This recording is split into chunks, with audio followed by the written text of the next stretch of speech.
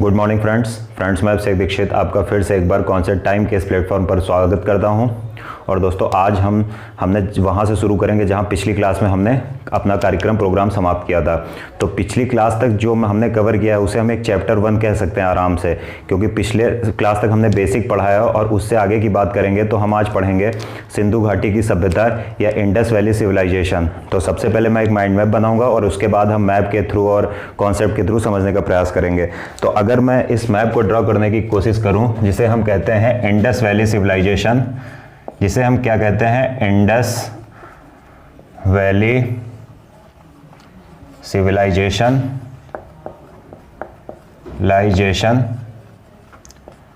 और इसे ही हम हिंदी में क्या कहते हैं, हिंदी में हम कहते हैं सिंधु घाटी की सभ्यता।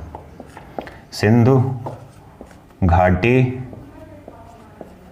की सभ्यता। और इसका अब हम थोड़ा माइंड में बनाते हैं। पहले इसका काल निर्धारण कर लेते हैं। इसका जो टाइम पीरियड माना जाता है वो लगभग माना जाता है 2500 BC से लेकर 750 BC तक, 1750 BC तक। तो ये इसका टाइम ड्यूरेशन हो गया।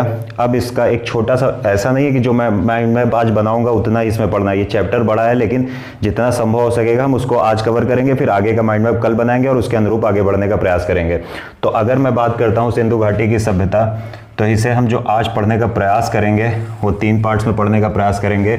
जो पहला हम पढ़ेंगे सिंधु घाटी की सभ्यता के बारे में, कि सिंधु घाटी की सभ्यता की थोड़ा सा इंट्रोडक्शन हम लेंगे कि इंट्रोडक्शन ये क्या होता है, कैसे होता है। इंट्रोडक्शन या हिंदी में कहिए तो भूमिका। और उसके बाद जो हम पढ़ेंगे, हम जो सबसे मेन है, मैप के थ्रू समझने का प्रयास करेंगे, graphical expansion of Indus valley civilisation. Expansion या जियोग्राफिकल स्प्रेड या जियोग्राफिकल एक्सपेंशन ऑफ, इतना ही लिखते हैं, आगे लिखने की ज़रूरत नहीं है, वो तो समझ ही रहे हैं, हम सिंधु घाटी की सभ्यता पढ़ रहे हैं। और तीसरा जो हम पॉइंट देखेंगे वो नेमिंग ऑफ सिविलाइजेशन देखेंगे। नेमिंग ऑफ सिविलाइजेशन देखेंगे। तो अगर हम इसको हिंदी में कहें तो इसे हम कहेंगे भौगोलिक विस्तार। भौगोलिक विस्तार, इस सभ्यता का भौगोलिक विस्तार कितना था, कितनी बड़ी सभ्यता थी भौगोलिक तौर पर। और आखिरी में देखेंगे नेमिंग ऑफ सिविलाइजेशन, सभ्यता का नामकरण। सभ्यता का नामकरण। ये इस चैप्टर की पहली वीडियो है और ये चैप्टर लंबा होगा तो इसकी एक से अधिक वीडियो आएंगी। तो अब स्टार्ट करते हैं। सबसे पहले हम इंट्रोडक्शन समझने का प्रयास करते हैं कि इंडस वैली सिविलाइजेशन क्या थी, यानी सिंधु घाटी की सभ्यता क्या थी। तो अगर हम बात करें सिंधु घाटी की सभ्यता की, तो अगर हम बात करते हैं सिंधु घाटी की सभ्यता की, तो सिंधु घाटी की सभ्यता इंडस सबकॉन्टिनेंट, इंडियन सबकॉन्टिनेंट,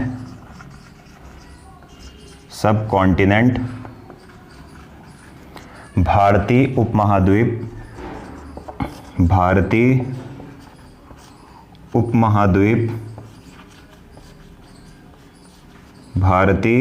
उपमहाद्वीप की फर्स्ट नॉन सिविलाइजेशन थी। यानी जो ये सिंधु घाटी की सभ्यता या इंडस वैली सिविलाइजेशन है, ये भारतीय उपमहाद्वीप या इंडियन सबकॉन्टिनेंट की फर्स्ट नॉन सिविलाइजेशन है। अब बात ये प्रश्न उठता है, क्वेश्चन ये उठता है, क्या इसके पहले कोई भी संस्कृति नहीं थी या इसके बाद कोई संस्कृति नहीं थी? बिल्कुल थी। यानी सिंधु घाटी के पहले भी कल्चर्स, संस्कृतियां, लोग रहते थे तो कल्चर्स रहे होंगे, और सिंधु घाटी के बाद भी कल्चर्स रहे होंगे। सिंधु घाटी के पहले के जो कल्चर्स थे वो डेवलप्ड कम थे, यानी जो भी संस्कृतियां थी वो विकसित कम थी। कल्चर्स मतलब संस्कृतियां। सिंधु घाटी सभ्यता के पहले की जो संस्कृतियां थी वो विकसित कम थी, और सिंधु घाटी सभ्यता के बाद की जो संस्कृतियां थी ये भी विकसित कम थी। लेकिन जो ये थी यानी सिंधु घाटी की सभ्यता या हड़प्पा संस्कृति जिसे कहते हैं, ये बहुत ज़्यादा विकसित थी, डेवलप्ड, या हम कहें बहुत ज़्यादा विकसित थी। तो अब हम समझते हैं इसका मोटे तौर पर कि सिंधु घाटी की सभ्यता क्या है। सिंधु घाटी की सभ्यता एक ऐसी सभ्यता है जो बहुत ज़्यादा विकसित थी अपने समकालीन अन्य सभ्यताओं से, चाहे वो मिस्र की सभ्यता रही हो या फिर मेसोपोटामिया की सभ्यता रही हो या चीन की सभ्यता रही हो, अपने समकालीन सभ्यताओं से बहुत ज़्यादा विकसित थी सिंधु घाटी की सभ्यता। क्या भारत में सिंधु घाटी की सभ्यता से पहले कोई संस्कृति या संस्कृति नहीं थी, या सिंधु घाटी सभ्यता के बाद कोई संस्कृति नहीं थी? तो ऐसा नहीं है, भारत में इसके पहले भी संस्कृति थी और इसके बाद भी संस्कृति थी, लेकिन वो सिंधु घाटी सभ्यता की संस्कृति, जो सिंधु घाटी सभ्यता है, इसकी जो संस्कृति थी उसकी तुलना में इतना ज़्यादा विकसित नहीं थी। अब कैसे विकसित थी वो हम आगे पढ़ेंगे। तो ये हमने समझा कि सिंधु घाटी सभ्यता को पढ़ना क्यों है, क्योंकि ये अपने समकालीन या टेम्परेरी जितनी भी संस्कृतियाँ थी उन सब से ज़्यादा ये विकसित थी, इसलिए हम सिंधु घाटी की सभ्यता या इंडस वैली सिविलाइजेशन का अध्ययन करेंगे। अब ये तो हमने समझ लिया कि सिंधु घाटी सभ्यता क्या थी और उसका जियोग्राफिकल एक्सपेंशन अब हमें आगे देखना है। तो अगर हम बात करते हैं जियोग्राफिकल एक्सपेंशन की,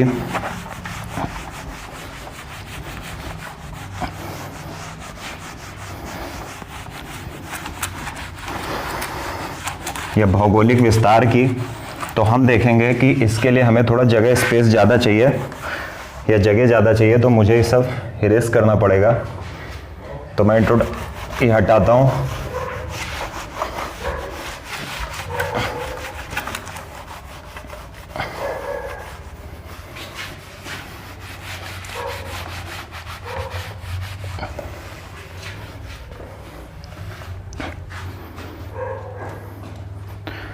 अगर अब हम बात करते हैं इसके भौगोलिक विस्तार या जियोग्राफिकल एक्सपेंशन की, जियोग्राफिकल एक्सपेंशन, या हिंदी में कहें तो भौगोलिक विस्तार, भौगोलिक विस्तार की बात करें अगर, तो अगर हम इसके भौगोलिक विस्तार की बात करते हैं तो भौगोलिक विस्तार, इसके लिए मैं एक मैप ड्रॉ करूंगा और उस मैप के थ्रू हम इसका देखेंगे कि इसका एक्सपेंशन या विस्तार कितना था। अगर हम सिंधु घाटी सभ्यता के भौगोलिक विस्तार की बात करते हैं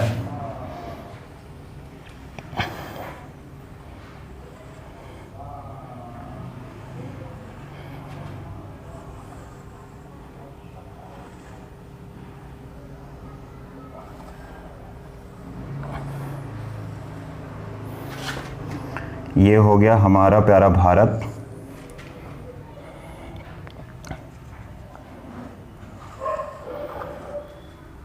ये हो गया सिक्किम, और अब चलते हैं नॉर्थ ईस्ट की तरफ।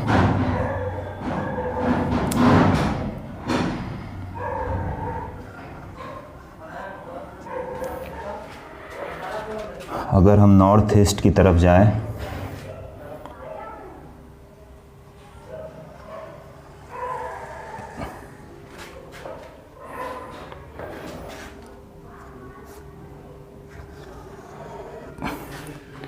ये हो गया इंडिया, और चूंकि ये सभ्यता तब की है जबकि पाकिस्तान भी भारत में होता था, तो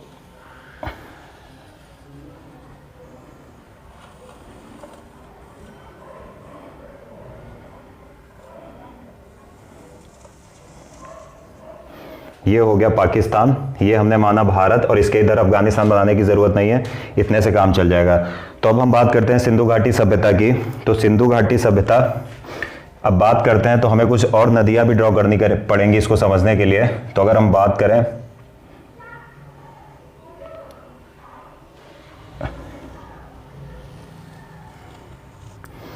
ये हो गई इंडस रिवर या सिंधु नदी, उसके बाद ये हो गई आपकी झेलम नदी, उसके बाद एक और नदी जो होगी ये हो गई आपकी चिनाब नदी, और उसके बाद अगर हम बात करें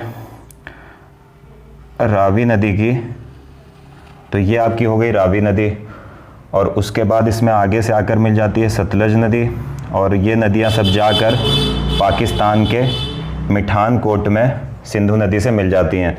तो ये हो गई कौन सी नदी, लिख लेते हैं ज़रा सा। ये हो गई इंडस रिवर यानी सिंधु नदी, इंडस रिवर या सिंधु नदी। उसके बाद अगर हम इसके बाद देखें, ये कौन सी नदी हो गई, ये हो गई आपकी झेलम नदी, यानी इसको अगर हम लिखने का प्रयास करें यहीं लिखते हैं झेलम नदी, झेलम नदी हो गई। ये आपकी हो गई चिनाब नदी या चिनाब रिवर, चिनाब रिवर। ये थोड़ा सा, ये आपकी हो गई चिनाब रिवर। उसके बाद अगर हम थर्ड इस पर आते हैं तो ये हमारी झेलम हो गई, चिनाब हो गई, ये हमारी होगी कौन सी, रावी नदी यानी रावी रिवर या रिवर रावी। उसके बाद ये कौन सी हो गई, ये हो जाएगी आपकी सतलज, सतलज नदी।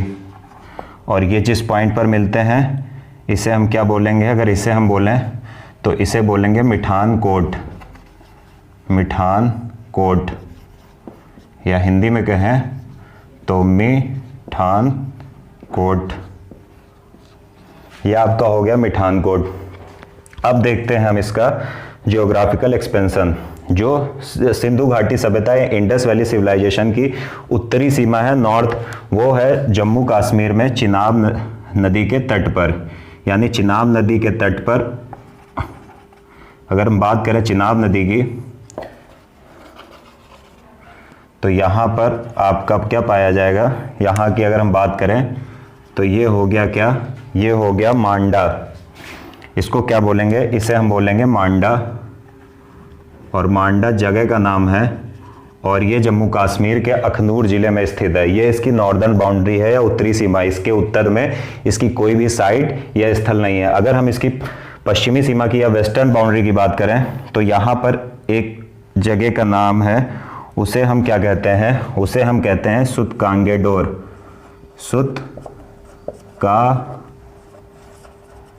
सुतकागेडोर,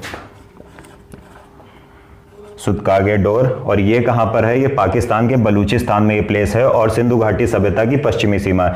अगर हम पूर्वी सीमा की बात करें कि सिंधु घाटी सभ्यता की पूर्वी सीमा क्या है, तो पूर्वी सीमा इसकी है, इसकी पूर्वी सीमा है आलमगीर नगर या आलमगीरपुर।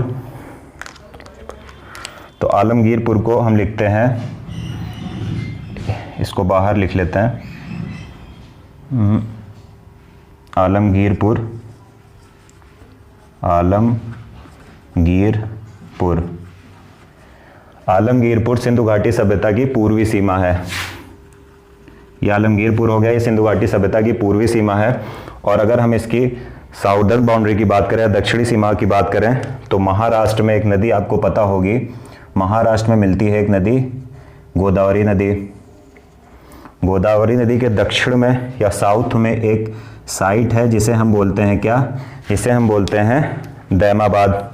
यानी अगर इस साइट की हम बात करें तो इसे हम बोलेंगे दैमाबाद, दैमाबाद। ये इसकी हो गई दक्षिणी सीमा। तो हम देखते हैं, हमने पहले इसकी बाउंड्रीज ज्ञात कर ली। बाउंड्री, उत्तरी बाउंड्री है मांडा, जम्मू कश्मीर में चिनाब नदी के तट पर है, और ये अखनूर जिले में स्थित है जम्मू कश्मीर के। उसके बाद अगर हम पश्चिमी बाउंड्री की बात करें, वेस्टर्न बाउंड्री की बात करें, तो ये है सुतकागेडोर, सुतकागेडोर बलूचिस्तान पाकिस्तान में स्थित है। उसके बाद अगर हम बात करें पूर्वी सीमा की, तो यह है आलमगीरपुर, और आलमगीरपुर कहाँ पर है, आलमगीरपुर है मेरठ यूपी में। आलमगीरपुर कहाँ पर है, आलमगीरपुर मेरठ यूपी में। इसके बाद की अगर हम बात करें दक्षिणी सीमा की, तो दक्षिणी सीमा गोदावरी नदी के दक्षिण में दैमाबाद स्थित है, और दैमाबाद अहमदनगर जिले में स्थित है। अहमदनगर महाराष्ट्र, अहमदनगर जो जिला है वो महाराष्ट्र राज्य में स्थित है। अब हम बात करते हैं इसकी और जो इंपॉर्टेंट साइट्स हैं उनकी बात कर लेते हैं। तो ये तो इसका जियोग्राफिकल एक्सपेंशन हो गया, विस्तार हो गया। अब हम geographical expansion and important site heading कर लेते हैं। एंड इम्पॉर्टेंट साइट्स की अगर हम बात करें या प्रमुख स्थल की बात करें, प्रमुख स्थल की जब हम बात करते हैं अगर हम इसके प्रमुख स्थलों की बात करें तो हम देखते हैं, सबसे पहले बात करते हैं हड़प्पा की, क्योंकि हड़प्पा या सिंधु घाटी सभ्यता इसे कहते हैं, या तो इसे हड़प्पा सभ्यता या सिंधु घाटी सभ्यता कहते हैं। तो अगर हम बात करते हैं हड़प्पा की, तो हड़प्पा रावी नदी के तट पर स्थित है और मोंटगोमरी प्रांत पाकिस्तान में, यानी मोंटगोमरी उनका एक प्रोविंस है और वहीं पर है। तो ये क्या हो गया, ये हो गया हड़प्पा। ठीक है, ये हो गया आपका क्या, ये साइट कौन सी हो गई, ये हो गई हड़प्पा। उसके बाद अगर हम बात करें, उसके बाद जो दूसरा फेमस नाम है वो है मोहनजोदारो। तो मोहनजोदारो या मोहनजोदड़ो जिसको हिंदी में कहते हैं, वो कहाँ पर स्थित है, वो इंडस जो रिवर है इसके राइट साइड पर स्थित है। यानी अगर हम इसे ड्रॉ करने का प्रयास करें तो मोहनजोदारो की अगर हम बात करते हैं तो मोहनजोदारो ये आपका हो गया मोहनजोदारो,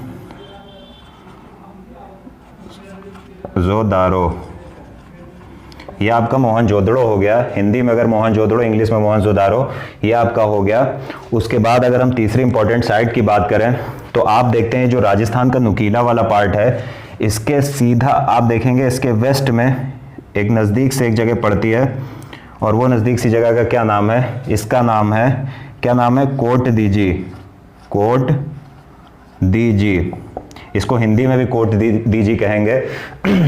उसके अलावा अगर इसके थोड़ा सा नीचे आएंगे, जो नुकीला पार्ट है इसके सामने कोट दीजी है, और इसके जैसे हम नीचे आएंगे तो यहाँ पर आपको मिलेगा क्या, यहाँ पर आपको मिलेगा चनहुदड़ो, यानी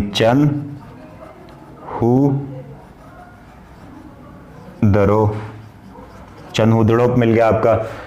अब ये हमने देख लिया इंपॉर्टेंट साइट जो पाकिस्तान में थोड़ा भारत की तरफ आते हैं। तो भारत की तरफ जो, अब ये देखिएगा, एक बात गौर करिएगा, जो मोहनजोदारो है वो इंडस रिवर के तट पर स्थित है। इसी तरह कोटदीजी और चनहुदड़ो जो ये है, ये किस नदी के तट पर स्थित है, ये भी सिंधु नदी के तट पर स्थित है। थोड़ा हिंदी में भी लिख लेते हैं, मोहनजोदड़ो।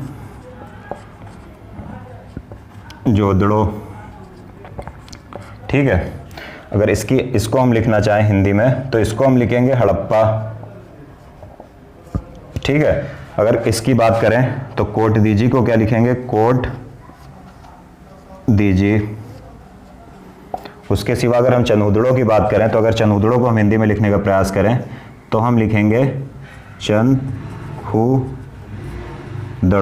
चनहुदड़ो हो गया आपका ये। ठीक है, उसके बाद अगर हम बात करते हैं, अब हम आते हैं इंडिया में और शुरुआत करते हैं हम गुजरात से। अगर हम गुजरात की बात करते हैं तो एकदम यहाँ पर एक पॉइंट है, और इस पॉइंट पर कौन सी साइट है, इस साइट का नाम है लोथल। लोथल, इसको हिंदी में कहेंगे लोथल। ये गुजरात में साइट है और ये किस नदी के तट पर स्थित है, तो यहाँ से एक रिवर गुजरती है, कौन सी, ये एक रिवर गई है, और इस रिवर का क्या नाम है, ये आपका हो गया क्या, ये आपका हो गया लोथल। और लोथल किस नदी के तट पर स्थित है, तो लोथल किस नदी के तट पर स्थित है, इस नदी का नाम है, इस नदी को अगर हम इसका नाम लिखने की कोशिश करें तो इस नदी का नाम है भोगवा। भोगवा, या हिंदी में लिखें तो भोगवा नदी। भोगवा नदी। ठीक है, और उसके अलावा जो गुजरात में इंपॉर्टेंट साइट्स हैं, जस्ट इसके वेस्ट में जैसे हम आते हैं तो यहाँ पर हमको मिलेगा रंगपुर। इस साइट का नाम क्या है, इस साइट का नाम है रंगपुर। रंगपुर, इस साइट का नाम क्या है, इस साइट का नाम है रंगपुर। और हम देखें कि किस नदी के तट पर स्थित है, तो ये किस भादर नदी के तट पर स्थित है। यानी ये एक अगर मैं कहूँ ये एक रिवर है,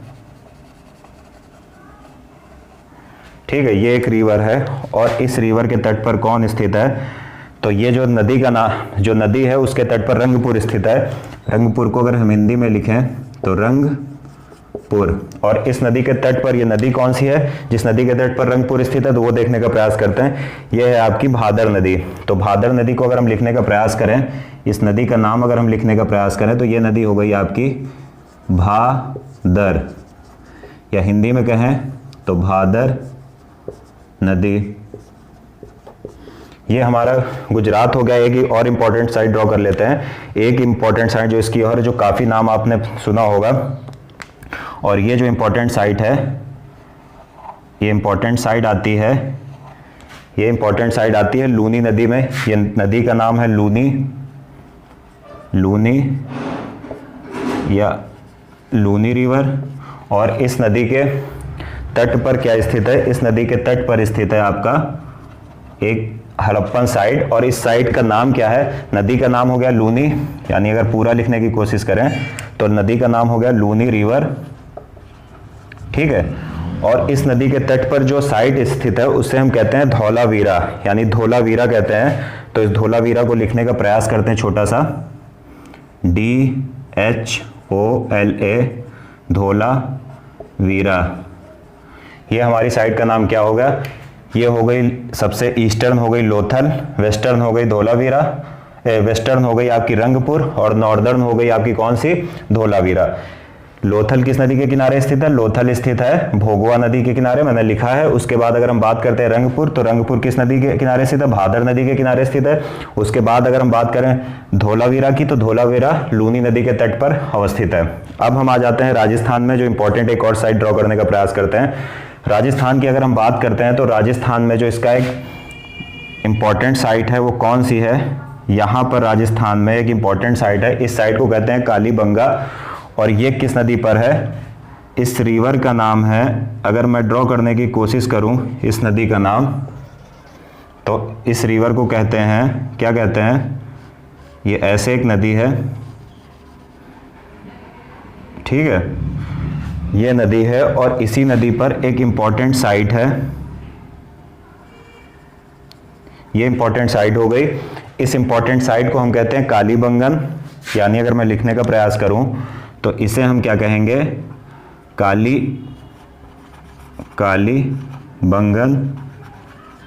कालीबंगा, या हिंदी में अगर मैं कहूं तो कालीबंगा।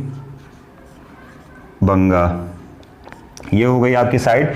कालीबंगा किस नदी के तट पर स्थित है? तो कालीबंगा घग्गर नदी के तट पर स्थित है। तो इस नदी का भी नाम छोटा सा लिखने का प्रयास करते हैं। इस नदी को हम कहेंगे घग्गर नदी, घग्गर, या हिंदी में कहें तो घग्गर नदी, ठीक है, घग्गर नदी हो गया। अब हमने ये नदी समझ ली। इसके बाद इंपॉर्टेंट एक दो साइट और हैं, लिख लेते हैं वो भी। अगर हम बात करें कालीबंगा के बाद आता है बनावली। बनावली कहाँ पर स्थित है? कालीबंगा राजस्थान में स्थित है, बनावली आपका आएगा हरियाणा में। तो हम अगर ड्रॉ करने की कोशिश करें, यहाँ पर आपका मिलेगा बनावली, और थोड़ा सा उसके ऊपर अगर हम बात करें तो वहाँ मिल जाएगा आपका राखीगढ़ी, ठीक है। और बनावली और राखीगढ़ी की अगर हम बात करें तो आप देख रहे हैं कि बनावली और राखीगढ़ी, अब लिखते हैं इस साइट का क्या नाम है? इस साइट का नाम है बनावली, या इसको अगर हिंदी में कहें तो हिंदी में बनावली लिख सकते हैं। और इसका क्या नाम है? इस साइट का नाम है राखीगढ़ी,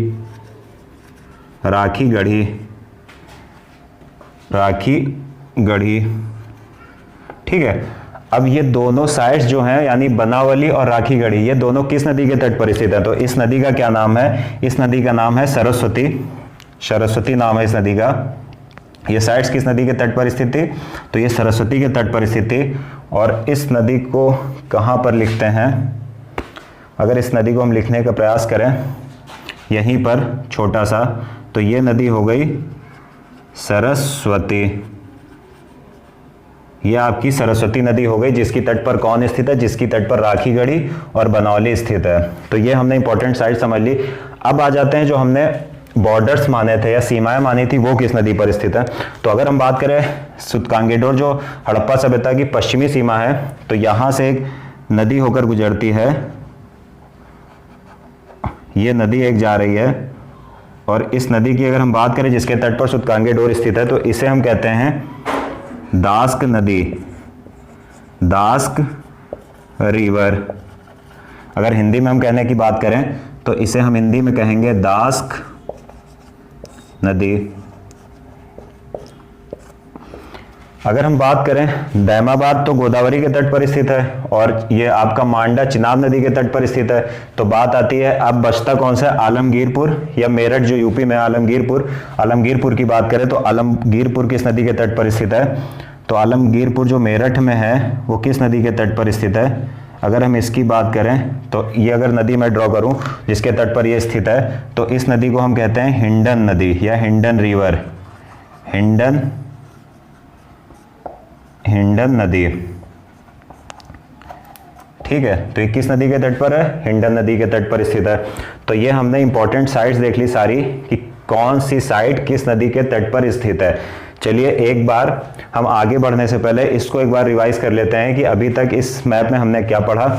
तो अगर हम बात करें इंडस वैली सिविलाइजेशन या सिंधु घाटी सभ्यता की, तो सिंधु घाटी की जो सभ्यता है, सिंधु घाटी की सभ्यता 2500 बीसी से 1750 बीसी तक मानी जाती है। इसे इंडस वैली सिविलाइजेशन या हड़प्पा सभ्यता कहते हैं। और क्यों कहते हैं ये हम आगे समझेंगे। अब अगर हम बात करें क्या इस सिविलाइजेशन या सभ्यता की खासियत क्या थी, क्या इसके पहले भारत में संस्कृतियां नहीं थी? हड़प्पा संस्कृति के पहले बिल्कुल थी। भारत में इस संस्कृति से पहले भी संस्कृतियां थी और इस संस्कृति के बाद भी संस्कृतियां थी, लेकिन अंतर क्या था? जो सिंधु घाटी की सभ्यता थी ये बहुत ज्यादा विकसित थी और जैसा विकास आजकल हम शहरों में देखते हैं, तो इस सभ्यता में आज से 5000 वर्ष पूर्व ऐसा ही विकास देखने को मिलता था। तो इसलिए हम इसे पढ़ते हैं। इसके पहले जो मतलब सिंधु घाटी सभ्यता के पहले जो संस्कृतियां थी या उसके बाद संस्कृतियां थी, तो चाहे वो उसे हम कहते हैं जो पहले संस्कृतियां थी उसे हम कहते हैं अर्ली हड़प्पन कल्चर्स, और जो बाद में संस्कृतियां थी उसे हम कहते हैं लेटर हड़प्पन कल्चर्स। तो हम इसे इसलिए पढ़ते हैं क्योंकि इसमें आधुनिक शहर के बीज दिखाई देते हैं। अब हम बात कर लेते हैं इसका geographical expansion and important site की। तो सबसे पहले हम बात करते हैं जियोग्राफिकल एक्सपेंशन की। तो इसकी उत्तरी सीमा है मांडा। मांडा कहाँ पर है? मांडा जम्मू कश्मीर के अखनूर जिले में स्थित है। और मांडा किस नदी के तट पर स्थित है? मांडा चिनाब नदी के तट पर स्थित है। अगर हम इसकी पूर्वी सीमा की बात करें तो पूर्वी सीमा इसकी कौन सी है? पूर्वी सीमा इसकी है आलमगीरपुर। आलमगीरपुर कहाँ पर है? आलमगीरपुर मेरठ उत्तर प्रदेश में है।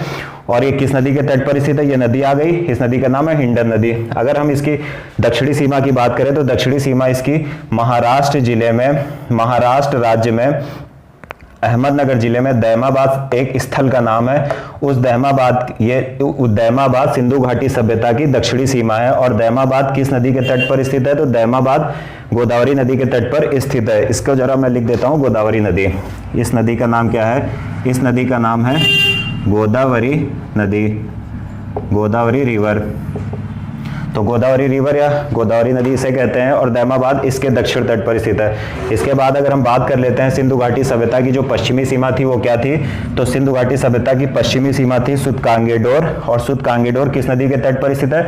सुतकांगेडोर स्थित है दास्क नदी के तट पर या दास्क रिवर के तट पर। सुतकांगेडोर वर्तमान में बलूचिस्तान में स्थित है। इसके बाद हम आ जाते हैं मोहनजोदारो या मोहनजोदड़ो के। तो मोहनजोदड़ो सिंधु नदी के तट पर स्थित है और ये पाकिस्तान के सिंध प्रांत में है। इसी तरह कोटदीजी और चंदहुदड़ो भी सिंधु नदी के तट पर स्थित हैं। और ये तीनों जो भी साइट्स हैं ये पाकिस्तान के सिंध प्रांत में है, सिंध प्रोविंस में है। अगर हम बात करते हैं अब हड़प्पा की, तो हड़प्पा रावी नदी के तट पर पाकिस्तान में स्थित है। अगर हम बात करें हड़प्पा की तो हड़प्पा रावी नदी के तट पर स्थित है और जो वर्तमान में पाकिस्तान में है। इसके बाद अगर हम आ जाते हैं गुजरात में, तो गुजरात में आपको 3 साइट्स मिलेंगी। अगर हम पहली साइट्स की बात करें तो पहली साइट आपकी है लोथल। लोथल गुजरात में स्थित इंपॉर्टेंट साइट है। और ये कहाँ पर स्थित है? तो ये स्थित है, एक नदी है जिसका नाम है भोगवा नदी। लोथल भोगवा नदी के तट पर स्थित है। इसके बाद अगर हम आगे बात करें तो एक दूसरी साइट है जिसे हम कहते हैं रंगपुर। और रंगपुर किस नदी के तट पर स्थित है? तो रंगपुर भादर नदी के तट पर स्थित है। तीसरी साइट पे आ जाते हैं। तीसरी साइट का नाम है धौलावीरा। धौलावीरा किस नदी के तट पर स्थित है? धौलावीरा लूनी नदी के तट पर स्थित है। और ये तीनों साइट्स गुजरात में। इसके बाद आ जाते हैं हम राजस्थान। राजस्थान में सिंधु घाटी सभ्यता की एक इंपॉर्टेंट साइट स्थित है। उस साइट का नाम है क्या? कालीबंगा। कालीबंगा किस नदी के तट पर स्थित है? तो कालीबंगा घग्गर नदी के तट पर स्थित है। इसके बाद हम आगे बढ़ते हैं, हम आते हैं हरियाणा। हरियाणा में भी सिंधु घाटी सभ्यता की 2 इंपॉर्टेंट साइट्स हैं। अगर हम पहली साइट की बात करें वो है बनावली और दूसरी साइट की बात करें तो वो है राखीगढ़ी। और ये दोनों साइट कहाँ पर स्थित है? ये दोनों साइट सरस्वती नदी के तट पर स्थित है। अब चूंकि ये थोड़ा बड़ा टॉपिक हो गया है तो जो आगे की बात थी नेमिंग ऑफ सिविलाइजेशन वो हम आगे पढ़ेंगे नेक्स्ट वीडियो में। ठीक है, तो ये हमने पूरा समझ लिया इंडस वैली सिविलाइजेशन में और लास्ट में कंक्लूजन भी ड्रॉ कर लिया। उम्मीद है आपको वीडियो पसंद आई होगी। अगर वीडियो पसंद आई हो तो लाइक करिए, शेयर करिए। Thank you.